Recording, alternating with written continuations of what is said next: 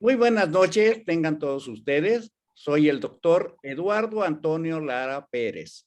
A nombre de la Academia Mexicana de Pediatría y la Fraternidad Médica por la Salud, Médicos Unidos por México, les damos la más cordial bienvenida este viernes. Me equivoqué, pero es 18 de marzo del año 2022. La plática del día de hoy lleva como título Infecciones en situaciones especiales y va a ser impartida por el doctor Jaime Gugliari Dotrelao. El doctor Gugliari es especialista en alergia e inmunología por el Servicio de Alergia e Inmunología de la Universidad de Sao Paulo, expresidente de la Sociedad Paraguaya de Alergia y director médico de la Clínica Gugliari. Es para mí un gusto cederle el micrófono al doctor Gugliari. Adelante, doctor. Bienvenido. Muy buenas noches a todos. Muchísimas gracias por la invitación. Espero que esta charla sea del agrado de todos y vamos a iniciar esta charla enfocándonos un poquitito en algo que es bastante importante, creo yo, que es la valoración inmunológica del niño con infecciones a repetición en el contexto de infecciones en situaciones especiales. Las infecciones recurrentes, principalmente respiratorias, son muy frecuentes en la práctica clínica pediátrica, principalmente en menores de 6 años. Y comúnmente nos vemos ante la pregunta de que si estas infecciones son normales o no. El chico es sano y sufre estas infecciones producto del ambiente simplemente, o tiene algún problema de base que lo lleva a sufrir de este tipo de infecciones. Es realmente un desafío diferenciar niños normales con alta frecuencia de infecciones respiratorias, algunas veces asociadas a una exposición aumentada de factores de riesgo ambientales, de aquellos niños que realmente se encuentran afectados por condiciones patológicas de base inmunológica o no, y que le predisponen a estas enfermedades infecciosas. Orientándonos un poquitito en la prevalencia, en la incidencia, vemos que Sander a mediados del 90 nos muestra una tendencia de infecciones a repetición en los niños, y de las cuales 50% de ellos eran normales, 30% sufrían algún tipo de alergia, 10% sufrían algún tipo de inmunodeficiencia secundaria, y el 10% sufrían algún tipo de inmunodeficiencia primaria. Un poquito más adelante, en el año 2011 a 2012, surge este estudio bastante llamativo en Irán, realizado en Irán. Es un estudio transversal que evaluó 100 pacientes pediátricos con antecedentes de infecciones recurrentes referido al Centro Médico Infantil de Teherán, donde el objetivo de ellos era identificar pacientes con inmunodeficiencias subyacentes. Le hacían una historia clínica bien detallada, estudios, exámenes físicos bien detallados y estudios de laboratorios bastante complejos, tratando de encontrar inmunodeficiencias en estos chicos, y vieron cómo de los 100 casos que valoraron, 30 eran sanos, 18 de ellos eran atópicos o alérgicos, y el porcentaje de inmunodeficiencia secundaria era de 16 y de primaria 21. Es decir, ya cambiaba un poquitito el porcentaje de niños de aquella primera prevalencia que habíamos mostrado, disminuyendo la cantidad de niños sanos y sobre todo aumentando bastante el diagnóstico de inmunodeficiencias primarias y secundarias. Entonces, vamos a ver un poquitito, hablar un poquitito sobre estas inmunodeficiencias que son bastante importantes en el momento o al momento de valorar estos chicos con infecciones a repetición. Hablamos de inmunodeficiencias que ocurren cuando uno o más componentes del sistema inmunitario es defectuoso, y así podemos tener inmunodeficiencias primarias o inmunodeficiencias secundarias. Vamos a tener inmunodeficiencias primarias siempre y cuando se presenten mutaciones genéticas en una parte del sistema inmunológico que controla la respuesta inmunitaria, y las secundarias, aquellas que se adquieren como consecuencia de otras enfermedades o son consecutivas a factores ambientales o muchas veces como consecuencia adversa de la intervención médica, como por ejemplo el uso de inmunosupresores o de quimioterápicos. En relación a las inmunodeficiencias primarias y su prevalencia, el último informe es el de la Fundación Jeffrey Model, que en el 2018 abarcó a un grupo bastante importante de pacientes, y hasta ahora es el informe más grande, y determina la prevalencia de inmunodeficiencias primarias en países desarrollados para 1 cada 200.000 nacidos vivos. El fenómeno del diagnóstico de las inmunodeficiencias primarias a nivel de países desarrollados abarca a todo el mundo, y también a nivel de Latinoamérica nos conseguimos organizar en lo que es la Sociedad Latinoamericana de Inmunodeficiencias Primarias, y que cuenta con un registro bastante actualizado, digitalizado, en una plataforma que diariamente va registrando todos los casos que van surgiendo en los países de Latinoamérica. Hoy en día, estas inmunodeficiencias primarias incluyen a más de 400 enfermedades congénitas. Y, por supuesto, estas se encuentran subdiagnosticadas no solamente en Latinoamérica, sino que a nivel de todo el mundo. Y otro fenómeno que es bastante particular es que su incidencia y prevalencia es demasiado variable según el tipo de población, y eso es totalmente circunstancial de acuerdo a cada país. Podemos ver, por ejemplo, unas prevalencias bastante altas en Argentina, Brasil y México, Colombia, pero sobre todo porque se dedican y están atentos a este tipo de diagnósticos, y sus sistemas de salud incluyen métodos de diagnóstico adecuados para poder diagnosticarla. Creo que ese es uno de los fenómenos más importantes para poder encontrar este tipo de patologías. Las características generales de las inmunodeficiencias primarias, por supuesto que incluyen a las infecciones a repetición, que son bastante frecuentes y llamativamente graves, pero también se asocian en gran medida a la atopía, que por lo general son procesos alérgicos también graves, como la dermatitis atópica grave, al cáncer, una predisposición especial al cáncer y a la autoinmunidad. Y esto le confiere características de recurrencia, gravedad, mala respuesta al tratamiento, y cuando no son diagnosticadas a tiempo, generan complicaciones que no pocas veces llevan a un óbito temprano del paciente. Es por eso que uno tiene que estar particularmente atento a las señales de inmunodeficiencia desde el primer año de vida. Es bastante importante que desde el recién nacido uno esté atento a las manifestaciones de inmunodeficiencia que vamos a citar a continuación, y así podemos ver, por ejemplo, una infección fúngica, viral o bacteriana persistente o grave, chicos que al momento del nacimiento presentan una reacción adversa a las vacunas, por lo general a la vacuna de la BCG, que generan una BCGitis, diabetes mellitus persistente u otra enfermedad autoinmune o inflamatoria, cuadros de fiebre prolongada sin un agente infeccioso identificado, lesiones cutáneas extensas, diarrea persistente, cardiopatías congénitas, atraso de la caída del cordón umbilical, que abarca más de 30 días.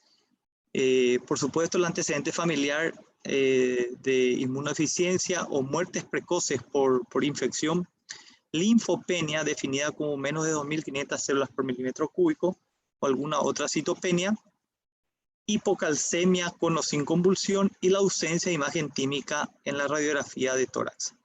Estos son los 12 criterios de alarma que nos tienen que llamar la atención desde el primer año de vida para estar atento a el diagnóstico de inmunodeficiencia primaria. Algunos inclusive, algunos países ya han incluido un estudio genético en el test del piecito para tratar de diagnosticar las inmunodeficiencias combinadas graves. Es importante tratar de asociar características propias de cada tipo de inmunodeficiencia de forma a pensar en qué parte del sistema inmunológico va a estar el defecto. Por lo general, la mayoría de estos defectos inmunológicos son de inicio precoz o antes del primer año. Algunas, como las deficiencias de inmunoglobulinas, también podrían iniciarse en la primera infancia, o algunas veces hasta digamos, en los adolescentes, pero la mayoría son de inicios tempranos. Según el tipo de patógeno, podemos ver que las alteraciones de linfocitos generan por sobre todo infecciones por micobacterias o gérmenes intracelulares como el virus el citomegalovirus, la varicela, los enterovirus. Ya cuando el defecto es a nivel del linfocito B, por supuesto lo que va a existir es un déficit de anticuerpos importante, y entonces vemos la infección por gérmenes capsulados como el neumococo, el enterovirus, la Giardia, etc. En los efectos del fagocito, el Staphylococcus aureus juega un papel especial, y en los efectos del complemento, la Neisseria meningitis y la Escherichia coli. También así podemos observar el órgano afectado. Cuando hay un defecto del linfocito T, tenemos crecimiento inadecuado, diarrea crónica, candidiasis persistente. Cuando hay un déficit de secreción de anticuerpos por los linfocitos B, tenemos infecciones senopulmonares a repetición, síntomas gastrointestinales, mala absorción, gastritis, meningoencefalitis. En relación al defecto del fagocito, como es el estáfilo, el germen más común, vamos a tener celulitis, abscesos, adenitis, periodontitis, osteomelitis. Y los efectos del complemento, donde lo que falla es la opsonización, también podemos tener cuadros graves de meningitis, artritis, etc. Muy bien. También existen algunas características que son especiales con relación a cada uno de los defectos. A nivel del defecto del linfocito T podemos tener enfermedad de injerto hospedero, reacciones a la BCG, tetania, hipocalcemia, asociado al defecto del linfocito B, la autoinmunidad, el linfoma, el timoma, parálisis por la vacuna de la polio. En los déficits del fagocito podemos tener retardo en la caída del cordón umbilical, dificultad en la cicatrización, y asociado a los déficits de complemento, vasculitis, lupus, dermatomyositis, glomerulonefritis o angioedema. Podemos también tener presentaciones clínicas más frecuentes de acuerdo al tipo de defecto inmunológico. Por ejemplo, las infecciones viarias superiores asociadas a bronquiectasia están muy asociadas a los déficits de anticuerpos. Como vimos, la falta de crecimiento en la primera infancia se asocia principalmente con la deficiencia de linfocitos, o muchas veces es una deficiencia combinada entre defectos una inmunodeficiencia humoral y celular combinada, infecciones piógenas recurrentes, los defectos congénitos de número y función de los fagocitos, infecciones inusuales y graves en las deficiencias celulares o humorales, sobre todo en las deficiencias combinadas, recurrentes con el mismo patógeno, la inmunidad innata, y en el angioedema los déficits del complemento. De manera de grandes rasgos, estas son las presentaciones clínicas más frecuentes con las cuales podemos ir encontrándonos en estos chicos que sufren infecciones a repetición.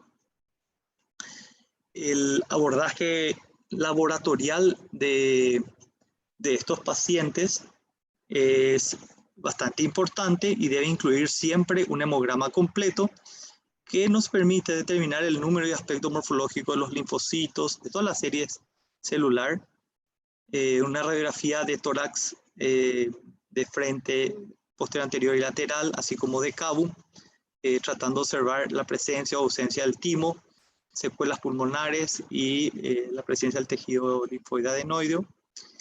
niveles séricos de IgA, IgG, IgM, que son bastante importantes y permiten caracterizar las hipoglobulinemias, que pueden ser deficiencias aisladas de cada uno de estos grupos o de los isotipos, como por ejemplo las subclases de IgG,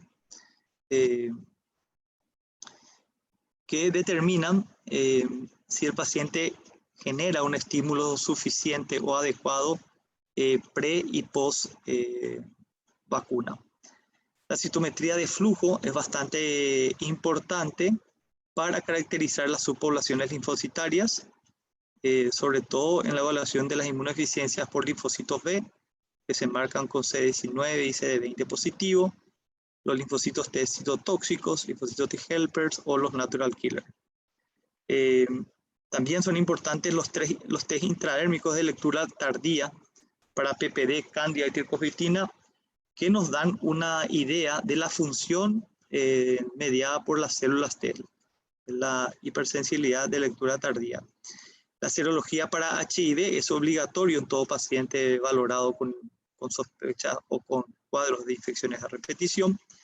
El test de NBT o de AGR es importante cuando estamos sobre todo sospechando de un déficit de fagocitos a nivel del bus respiratorio.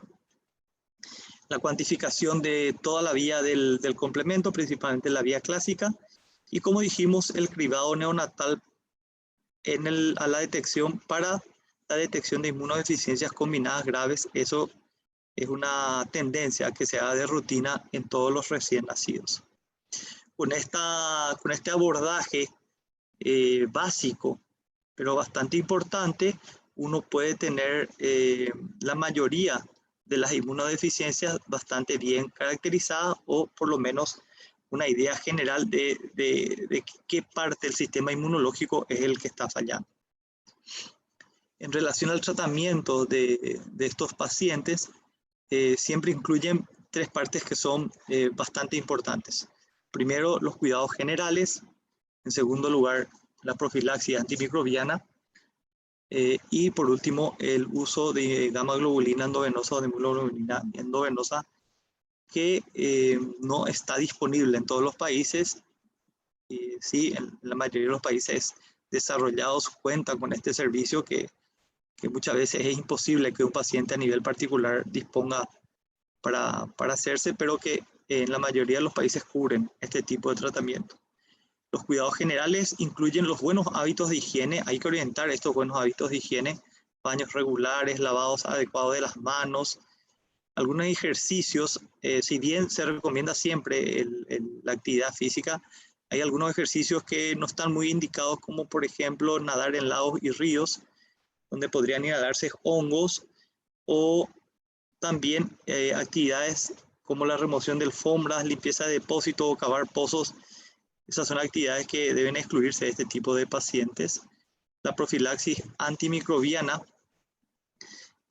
promueve la sobrevivencia de muchos pacientes con inmunodeficiencia, y la manutención de antimicrobianos profilácticos acaba manteniendo a estos pacientes libres de infecciones por amplios periodos de tiempo. Los principalmente utilizados como antibacterianos son el trimethoprim sulfamethoxazol, el fluconazol como preventivo de infecciones micóticas, también la aciclovir en caso de los virus, la citromicina o la claritromicina, muchas veces utilizado cuando el paciente ya muchas veces tiene algunas complicaciones como las bronquiectasias. Son bastante útiles, como dijimos, para mantenerle en periodos libres de infecciones a estos pacientes. Y la gamma globulina se comprobó que tiene beneficio en el tratamiento de la inmunodeficiencia común variable o gamma globulinemia, la hipogamma globulinemia transitoria con infecciones graves, el síndrome de hiper-IgM con niveles bajos de IgG, las deficiencias de subclase de IgG, deficiencias de anticuerpos antipolisacáridos, el síndrome de Gut, telangiectasia, así como otras inmunodeficiencias con hipogamma globulinemia. Como dije, es un tratamiento que para muchos pacientes es de por vida y tiene que recibir mensualmente, por eso que deben estar sometidos a un programa nacional o estatal para poder cubrir con la demanda de estos pacientes. El pronóstico de los pacientes que sufren este tipo de patologías depende de la premura en el diagnóstico, que el mismo sea adecuado, evitando que se demoren y aparezcan las complicaciones. De manera que insistimos una vez más en que el pediatra tiene que estar atento a las señales clínicas que ameriten una valoración inmunológica completa sospechando este tipo de patologías, de manera a anticiparse a la complicación. La mayoría de los pacientes con deficiencia de anticuerpos, que es el tipo de inmunodeficiencia más común, tipo de inmunodeficiencia primaria más común, consiguen una calidad de vida bastante importante con el uso regular de gamma globulina, el antibiótico profilaxis y el tratamiento de las complicaciones. Existía también como el mito, la creencia de que estos pacientes son pacientes graves, que no tienen ningún tipo de esperanza de vida, esperanza prolongada de vida, de que van a morir independientemente de cuál sea el tratamiento que instalemos. Y hoy en día eso realmente quedó en mito. La realidad es que ellos viven bastante bien, consiguen vivir con una calidad de vida bastante importante, siempre y cuando tengamos un diagnóstico temprano, la instalación de un tratamiento adecuado y evitar que se compliquen. Otro aspecto muy importante en el desarrollo o en la valoración de los chicos con infecciones, los niños con infecciones a repetición, es la valoración de las inmunodeficiencias secundarias. Y estas se definen como un deterioro transitorio o a veces persistente de la función de las células o tejidos del sistema inmunitario, causado por factores que no son intrínsecos al sistema inmunitario, a diferencia de las primarias, donde había un problema primario del sistema inmunológico. Estas son secundarias a algún otro factor. Dentro de las causas principales de las inmunodeficiencias secundarias podemos citar a los prematuros, la hipogamaglobulinemia fisiológica, la desnutrición, la sobrenutrición o la obesidad, la infección por el virus del VIH, de inmunodeficiencia humana, y la enteropatía perdedora de proteínas.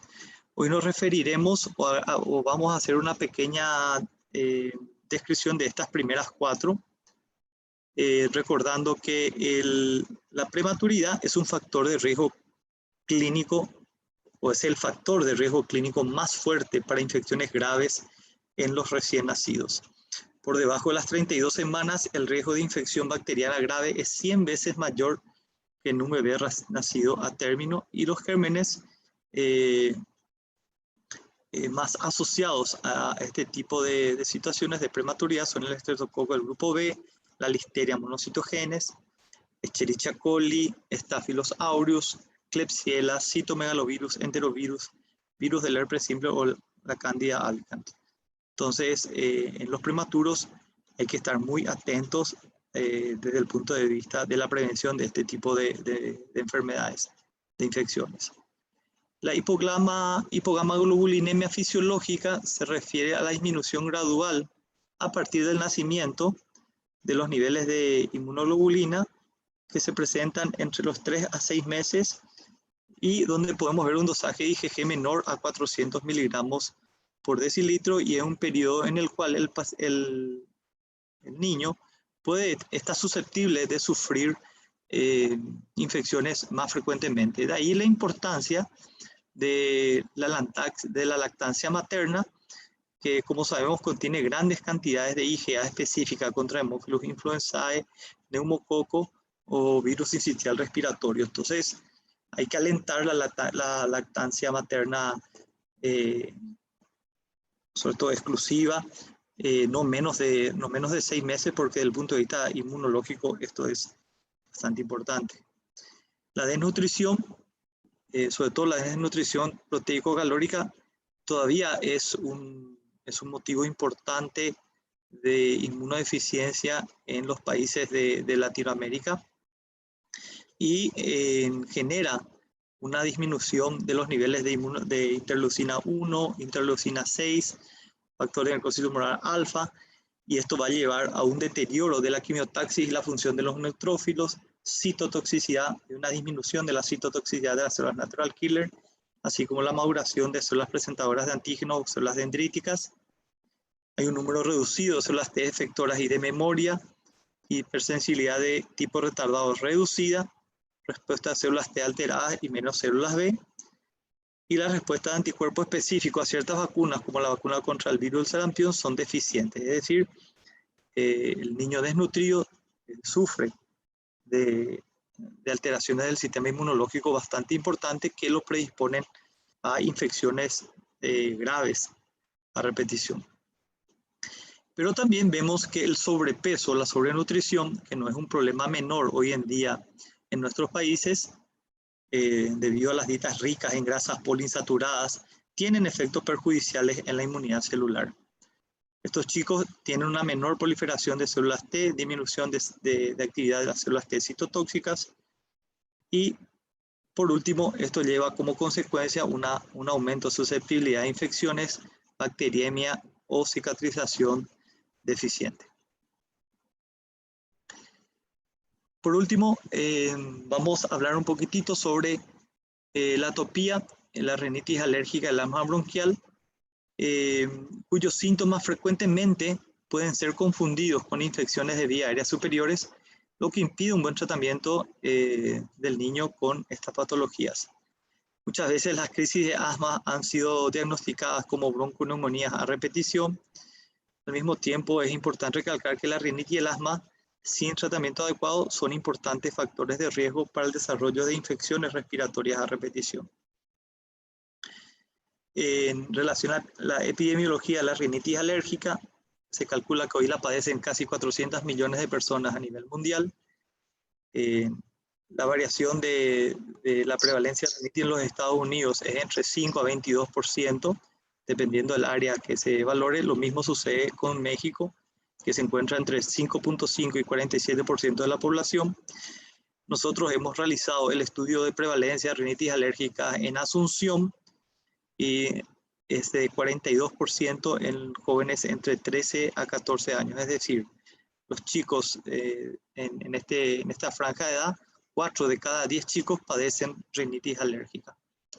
Es bastante frecuente. También existe una tendencia de aumento a nivel mundial en todos los tipos de patologías alérgicas, y se calcula, según la Organización Mundial de la Salud, que para el 2050 aproximadamente la mitad de la población mundial padezca algún tipo de alergias. Existen varias teorías que tratan de explicar por qué el aumento de el aumento de la prevalencia de este tipo de patologías, y vemos que la herencia genética a la atopía y la epigenética favorecen el desarrollo de la enfermedad alérgica. La diversidad microbiana y nutricional se asocia con un menor riesgo a desarrollar rinitis alérgica, y hoy esa diversidad microbiana y nutricional se encuentra bastante alterada, sobre todo por los partos vía cesárea o la falta de lactancia materna exclusiva, o también la falta del paso del feto al momento del nacimiento por el canal del parto. Y la exposición temprana al ambiente rural protege el desarrollo de enfermedades alérgicas, y nosotros estamos viendo que la mayoría de nuestros chicos hoy viven en ambientes urbanos y no necesariamente en ambientes rurales. Entonces, estas son las hipótesis que tratan de explicar por qué el aumento tan importante de las enfermedades alérgicas. En relación a la fisiopatología de las enfermedades alérgicas, vemos que desde el inicio mismo de la sensibilización se desencadenan un montón de procesos inmunoinflamatorios que terminan con una inflamación crónica del tejido nasal o bronquial, y esta misma inflamación crónica es la que predispone a que el chico sufra infecciones a repetición. También este tipo de infiltraciones inflamatorias crónicas, sobre todo por eosinófilos, predispone mucho a la hipercrinia y a la discrinia, lo que también termina favoreciendo una alteración del sistema inmune local y el aumento de infecciones en los niños con alergia. Vemos así que la rinitis alérgica convive con un montón de otras situaciones como el asma, la dermatitis atópica o la conjuntivitis alérgica, pero también es un motivo para el aumento de cuadros de sinusitis, de infecciones de vías aéreas respiratorias y de otitis media. Entonces, cuando los niños presentan estos cuadros respiratorios infecciosos a repetición, uno no debe dejar de pensar en las alergias. El diagnóstico de este tipo de patología es bastante sencillo. Muchas veces con una prueba de alergia cutánea o prick test nosotros podemos hacer el diagnóstico etiológico a bajo costo, con fácil realización y lecturas inmediatas de 15 a 20 minutos, o también utilizar el laboratorio a través del hemograma y un recuento de eosinófilos, dosaje de IgE total, la IgE específica o RAS para alérgenos naturales, y hoy en día también ya contamos con la valoración molecular de la enfermedad alérgica a través de varias plataformas, donde ya empezamos a buscar IgE específica contra epitopos, no solamente el alergeno entero, sino contra partes específicas de estos alergenos, lo que da un diagnóstico mucho más certero de la enfermedad alérgica. Por último, considerar también que los niños sanos pueden padecer infecciones a repetición, pero estos chicos se caracterizan en que tienen un crecimiento y desarrollo normales, permanecen asintomáticos entre los periodos infecciosos, sus infecciones son de curso breve y sin complicaciones, muchas veces pueden deberse al aumento de exposición a agentes infecciosos, virales en su mayoría, como por ejemplo el hecho de acudir a guarderías en los periodos de otoño e invierno. Existen varios estudios que demuestran que una disminución del número de otitis en niños que retrasan sus ingresos a las guarderías, y como estuvimos hablando, la interrupción temprana de la lactancia materna, la aglomeración a viviendas pequeñas, el tabaquismo pasivo, son factores que pueden generar un aumento de predisposición a este tipo de infecciones a repetición. En conclusión, podemos decir que es muy importante intentar identificar a los niños que presentan alguna enfermedad de base asociada a estas infecciones a repetición. Hay que estar atentos a los criterios clínicos que hacen sospechar de una inmunodeficiencia primaria. También prestar atención a los factores de riesgo para infecciones en relación a los niños que frecuentan guarderías, exposición al humo de cigarrillo, polución atmosférica, residencias con muchas personas y bajo nivel socioeconómico, y identificar la alergia. Los síntomas de rinitis alérgica son frecuentemente confundidos con las infecciones de vías aéreas superiores, y entonces hay que tratar de ver si estos chicos sufren de atopía o de alergia, y no olvidar que muchas veces la atopía o la alergia convive con algún tipo de inmunodeficiencia primaria. Muchas gracias. Muchas gracias, doctor Jaime Gugliari. Muy buena plática. Un recorrido muy ambicioso acerca de las enfermedades infecciosas, sus diferentes presentaciones. Yo creo que hay mucho por comentar acerca de el gran número de cesáreas que se hacen en la resolución de la gestación, la mayoría de ellas sin justificación muy clara, y tanto los médicos como los padres ignoran las repercusiones que van a tener con respecto a la microbiota, al comportamiento de la inmunogenética de la nutrición, y ya no digamos ahora las presentaciones de los cambios de alimentación y hábitos que suelen ser factores de riesgo para la presentación de enfermedades infecciosas, que la infección es lo escandaloso, lo que la gente le llama la atención a los padres, porque el niño tiene fiebre, está molesto, irritable, etcétera, con ataque al estado general, y sin embargo, sigue estando enfermo después de la infección, simplemente porque no se ha hecho el diagnóstico que el paciente tiene rinitis atópica o tiene asma o tiene alguna otra manifestación de inmunodeficiencia y que no se ha tomado en cuenta. Yo no sé si en Paraguay tengan algún muestreo, pero quiero comentar, y perdonando esta intromisión, a mí en lo personal me llamaba mucho la atención que teníamos pacientes de asma de difícil control y los médicos especialistas trataban a ese niño cada vez con medicamentos más sofisticados y una serie de cosas por ese asma de difícil control. Y la característica de estos niños es que eran escolares, todos tenían de 2 a 3 cuadros febriles sospechosamente infecciosos y no tenían diagnóstico de rinitis, simplemente tenían diagnóstico de asma.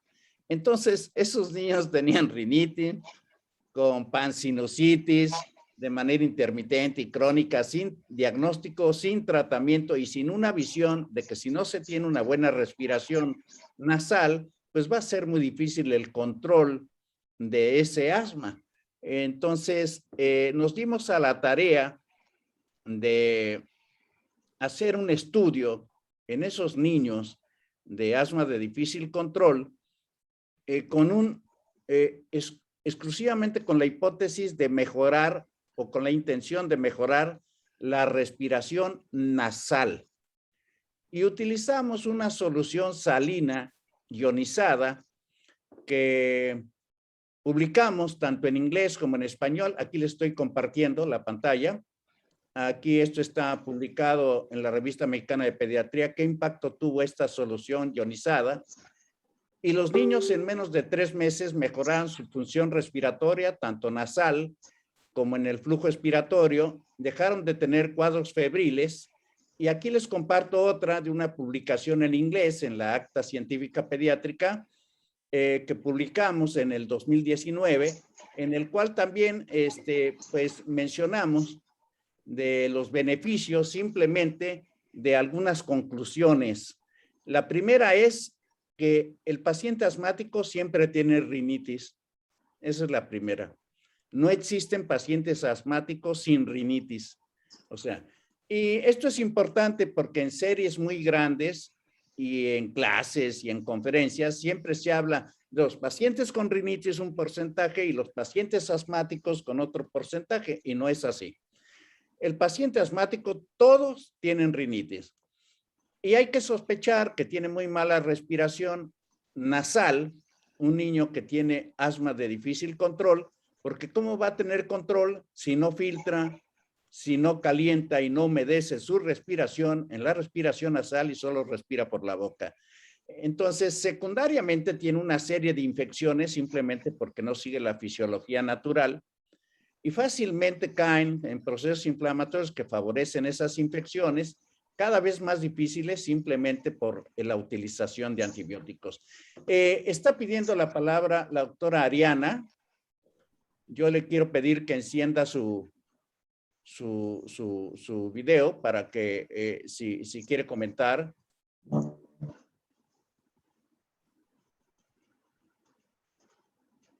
La doctora Ariana, creo que ya se arrepintió, pero bueno, seguimos entonces. Entonces yo creo que igual en Paraguay han de tener problemas así de asma de difícil control. A mí me llamó mucho la atención en una experiencia que tuve tanto en España como en Francia, de que allá el 5% de los asmáticos están catalogados como asma de difícil control. Me parece un porcentaje elevadísimo. Y yo les decía, para mí un asma de difícil control en realidad es un asma mal manejado. No han visto las comorbilidades, ni han afectado su hábitat, ni tampoco se ha estudiado y exclusivamente están empecinados a mejorar una función que tiene unas variables de influencia muy importante para la función pulmonar. Entonces, yo creo que debe de ser un diagnóstico de exclusión y el último, decir que un niño tiene asma de difícil control simplemente porque tiene infecciones repetitivas y no se han buscado las comorbilidades. ¿Qué piensa usted de eso, doctor Gugliari? Totalmente de acuerdo con el comentario. Hay una iniciativa de la Organización Mundial de la Alergia que se denomina ARIA. Y esta iniciativa es rinitis alérgica y su impacto en el asma. Y es como usted ha mencionado, ¿verdad?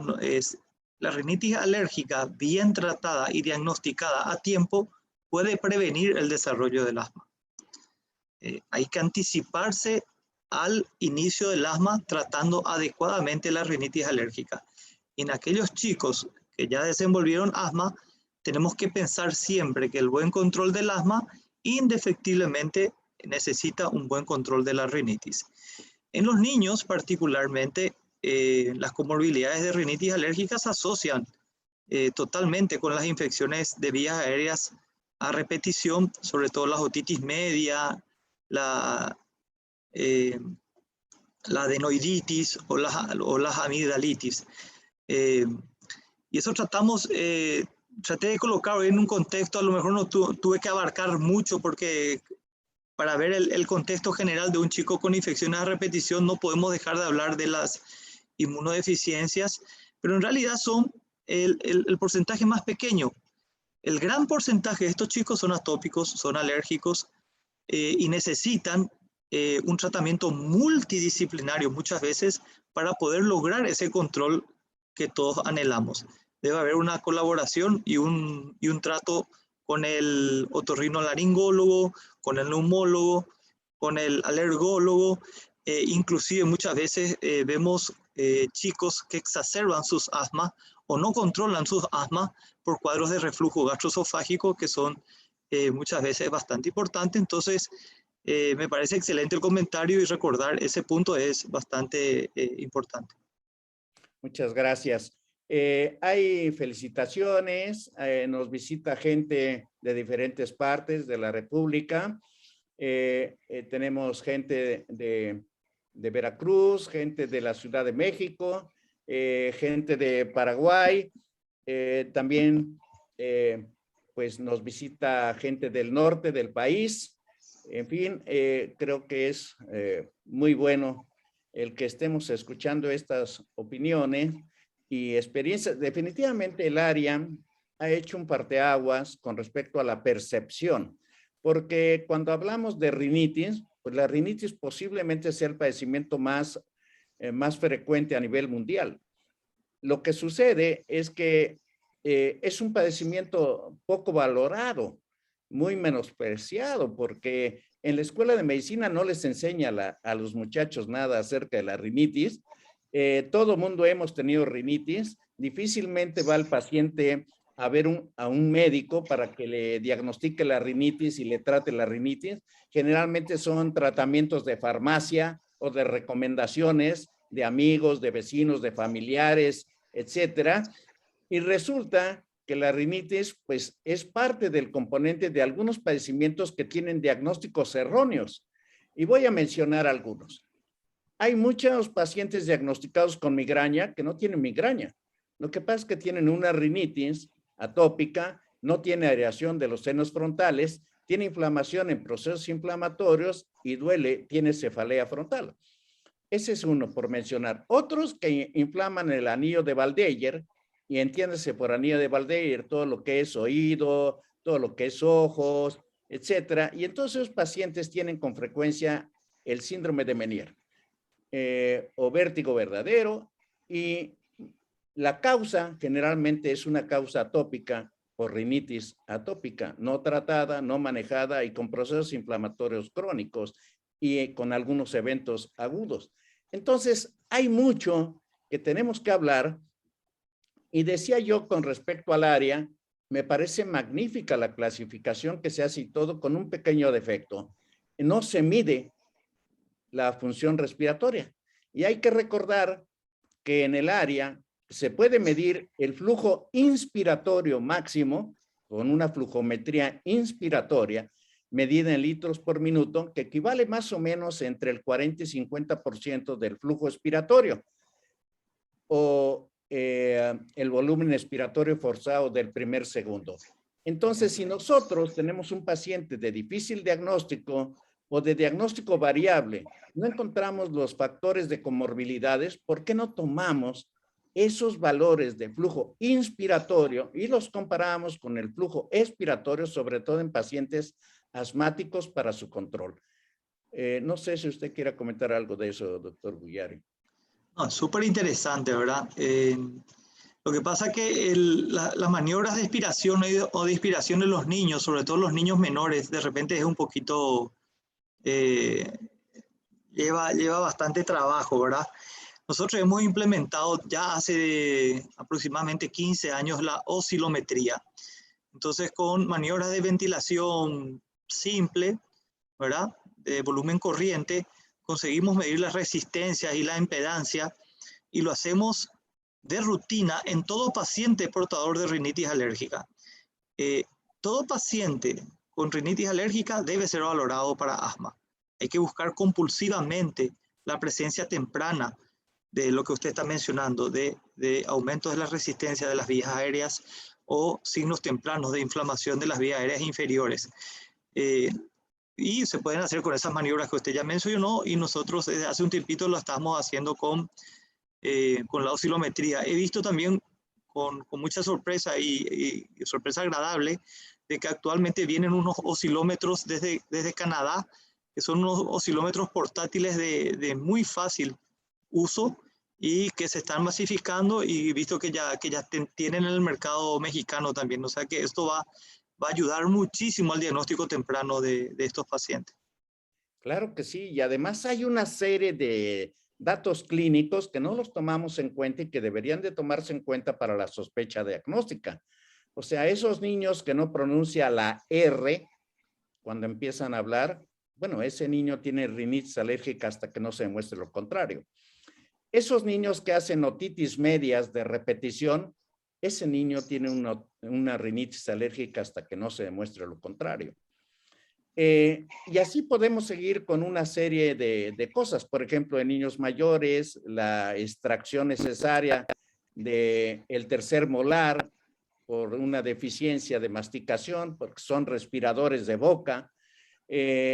Niños que han tenido trastornos dentarios como caries, sobre todo de los incisivos y todo, bueno, pues es que respiran por la boca y no se ha hecho el diagnóstico. Niños que se infectan constantemente, ya sea asmáticos o no, y no les han revisado que tienen caries de varios grados y que mientras no tengan un curetaje y un tratamiento para quitar ese reservorio bacteriano, pues van a seguir las infecciones.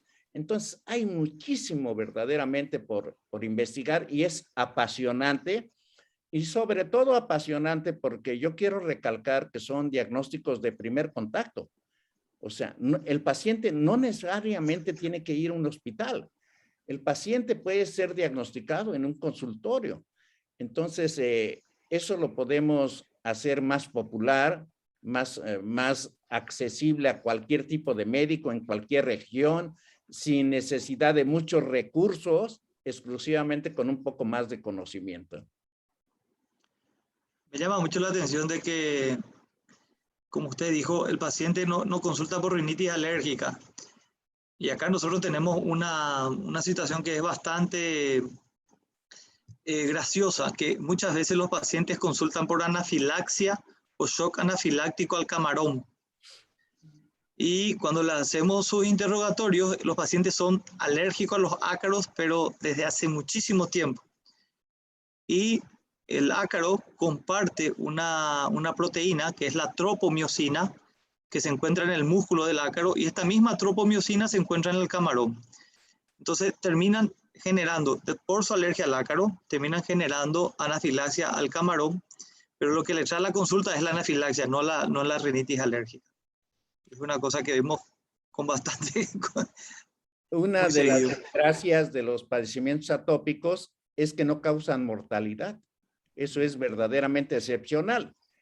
Y entonces solamente llaman la atención o se abocan a resolver el problema cuando tienen brotes graves, ya sea de anafilaxia o un edema agudo de glotis, etcétera, o que tenga una reacción dermatológica seria o muy importante en extensión, entonces ya les llama la atención. Y antes de eso, pues no hay nada. Lo peligroso es que se quede ese diagnóstico y que el médico no investigue que es una serie de eventos, que esa es la conclusión, es la punta del iceberg nada más.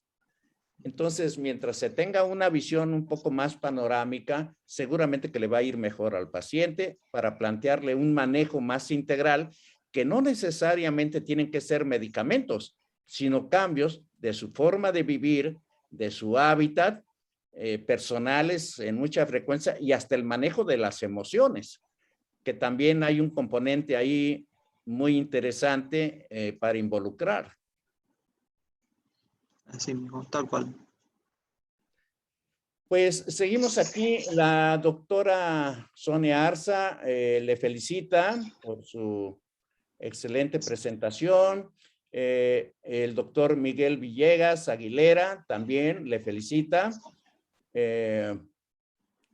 La señora Lolis Barragán le saluda y le felicita también. Y bueno, estamos, no sé si, creo que no hay otras preguntas, entonces le quiero pedir un mensaje final, una reflexión de este tema. ¿Qué nos podría usted compartir? Bueno, en primer lugar agradecer mucho la oportunidad de expresarme hoy con ustedes, de conocerlos. Estoy muy grato por esto y por haber compartido con ustedes esta charla. Y quiero dejar el mensaje de que el pediatra día a día tiene el desafío de atender este tipo de pacientes con infecciones a repetición. Es muy importante pensar en las enfermedades de base como la alergia, pero también sin olvidar de que estos chicos podrían sufrir algún tipo de enfermedad inmunológica un poquito más grave que la alergia, sobre todo las inmunodeficiencias primarias, y dentro de las cuales las inmunodeficiencias de anticuerpos son las más frecuentes. El chico puede ser alérgico, puede padecer alergia, pero a la vez puede estar padeciendo algún tipo de defecto primario del sistema inmunológico. Y recordar también que el aumento de las cesáreas en forma indiscriminada, las alteraciones de la alimentación son causa muy importante hoy en día que favorecen las enfermedades inmunológicas y las enfermedades inflamatorias crónicas. Esto no, como es una situación que no va a cambiar a corto plazo, va a continuar aumentando en su prevalencia y vamos a tener que estar cada día más atentos para poder llevar adecuadamente este tipo de situaciones. Muchas gracias, doctor Gugliari. Yo quiero comentar antes de cerrar esta transmisión que hay que recordar los principios básicos, cuando menos de la sensatez. O sea, un niño que se está infectando constantemente, eso no es normal. Hay que investigar. Luego, en el caso de México, 1 de cada 7 niños es atópico. Bueno, no tendrá atopia. Y luego, esos niños que se infectan y que hacen cuadros febriles, a veces ni siquiera detectan dónde tiene la infección. Entonces, hay que volvernos más clínicos, hay que buscar datos clínicos, y cuando eso no es suficiente, hay que darle la oportunidad al paciente de que consulte a un médico que tenga más experiencia, que tenga otra visión, porque finalmente lo que debemos de tener presente todos los médicos es el bienestar de la población y conservarlos de manera lo más saludable posible. Yo le quiero agradecer al doctor Jaime Gugliari Dotrelao, de parte de la Academia Mexicana de Pediatría, de la Fraternidad Médica por la Salud, Médicos Unidos por México, su participación en esta excelente charla del día de hoy. Este video vamos a subirlo a nuestro canal de YouTube y va a estar ahí para que lo revisen cuando gusten. Muchas gracias a todos y hasta pronto.